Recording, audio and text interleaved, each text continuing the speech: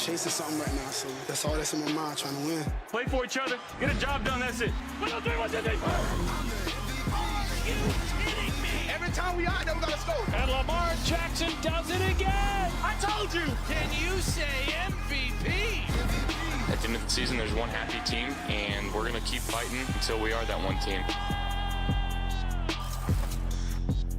The Ravens may have to play another playoff game without Zay Flowers, who's dealing with a knee injury and didn't practice Wednesday. There's an outside chance he'll play in Buffalo versus Josh Allen and the Bills in the divisional round Sunday night. Here's Lamar on his last playoff game versus Buffalo. Think about that now going into this one? I just saw it. Like I just see a little clip. They always like to post, like they like to throw that out, that little interception return. Yeah. That's all I'm gonna say about that, though. He's got the best energy. Stephen A., I know you're a wannabe meteorologist, but that's my role right now. So we're going to be dealing with some chilly temperatures. I just want everyone to be aware. Frigid Sunday in Orchard Park. It's expected to be 14 degrees with a real feel of 2 degrees, as you can see featured on my map right here. A lot on the line. But does this game mean more for Lamar or Josh Allen? That is the question, Stephen A. I also want to mention we have the one and only Elle Duncan here and Dan Orlovsky. Thanks for joining us. The show already started, Dan. I already gave the weather. Like, what's happening? First of all, you called it a map. That's not a map.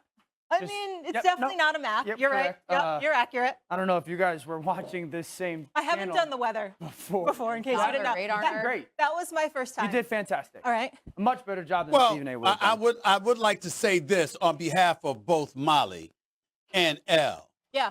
Most meteorologists are trying to look like y'all. So I'll give y'all dap on that. Okay, thank you. I'll give y'all that dap. Dio, how you doing, my brother? How you doing? I've never been better. Never been better in the history of my life. Let's go. All right. All right. That's like a little dramatic. No, it's not. Yeah, it's very That was dramatic. that It's was very dramatic, but I hyperbolic. understand. That was hyperbolic. In the history of your life. Never been better. Okay. Awesome. We're here. I'd only be better if I were you. All right. Tell me this. Does this game mean more for Lamar or Josh Allen, Stephen A. Smith? I think it means more for Lamar.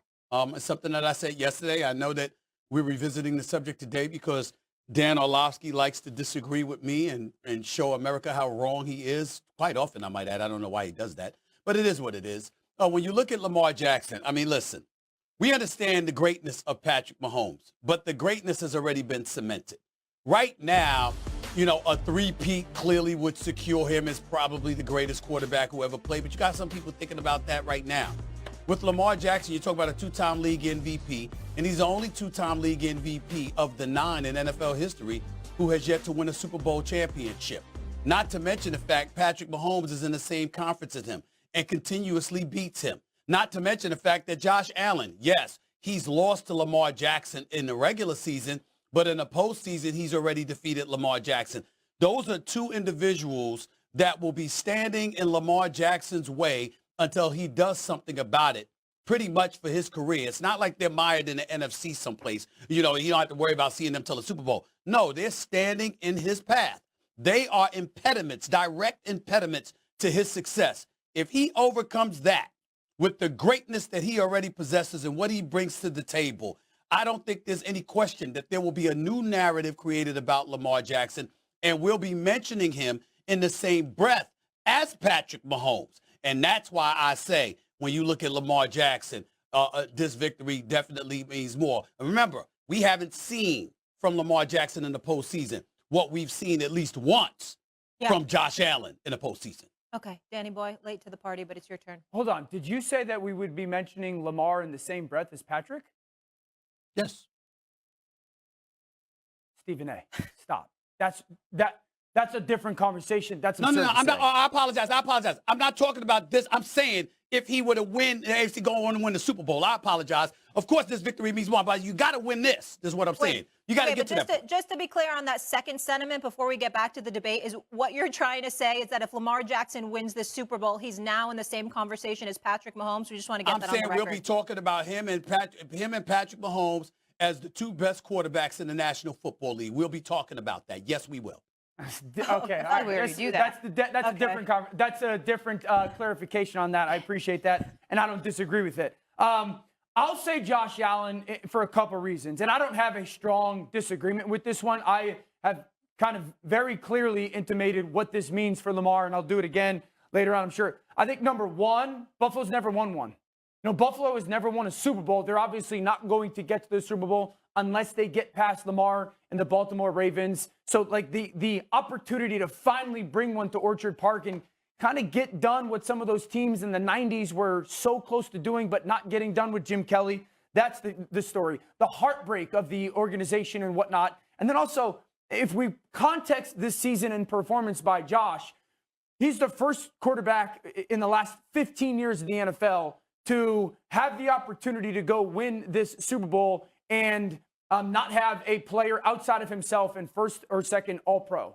I mean, the context of the season and the accomplishments of what that would represent is a big deal. This is a massive deal for either quarterback because of a lot of the narratives around them. Josh has dealt with heartbreak twice in the postseason when he's played outstanding to unbelievable football. And so I lean towards Josh having to get that monkey off of his back, Steve Young style, in regards to the performance of trying to go past a Lamar and then Patrick back-to-back weeks.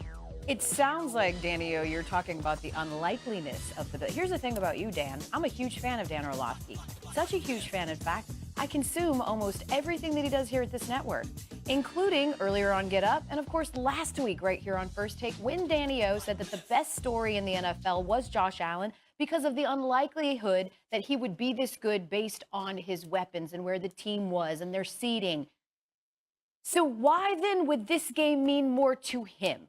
If Lamar Jackson is the one who's having his entire legacy directly influenced by his ability to win a big game, of course it means more for Lamar Jackson. It does. Because the Bills, to your point, Danny O, shouldn't be here. They've got no all-pros except for Josh Allen.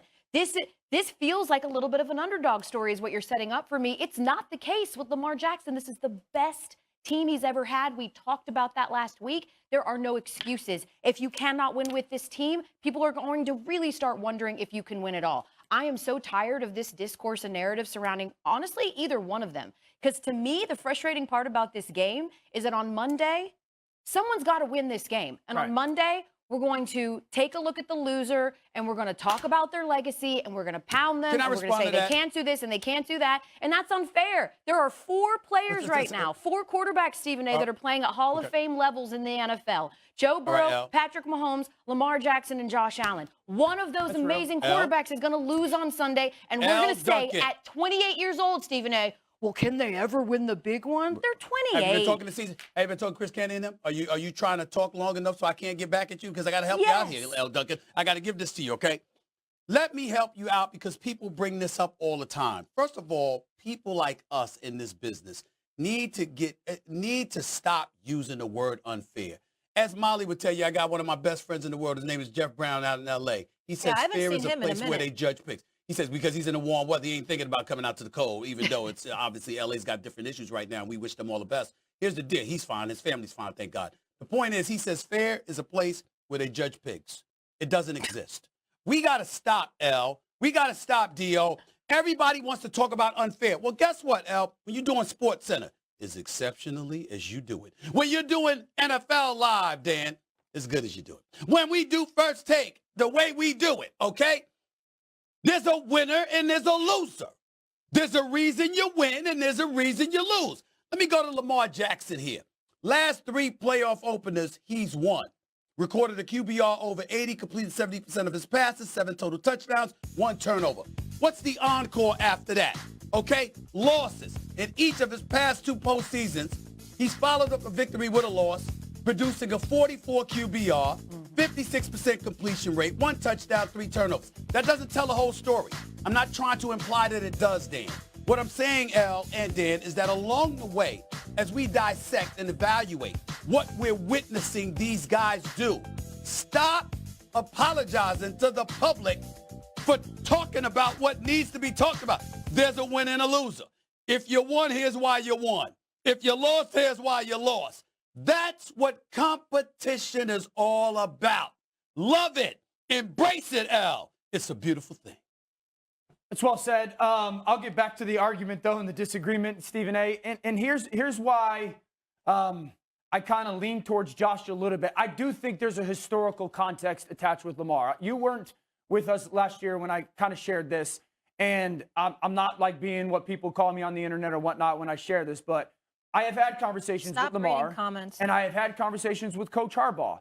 And both of them, to a man, have said, like, Lamar winning a Super Bowl is different because kids that sound like Lamar and look like Lamar and play like Lamar, they weren't ever supposed to win a Super Bowl at that position in the NFL. So there is that historical context, and that does matter to Lamar, and it does matter to Coach Harbaugh. And I do think it's important to share that and talk about that, and honestly, like, think it's cool. So there is that historical aspect of it. The reason why I lean a little bit with Josh in this one, or at least make it even playing ground, is number one, you said that those 4 guys are in their own category playing wise.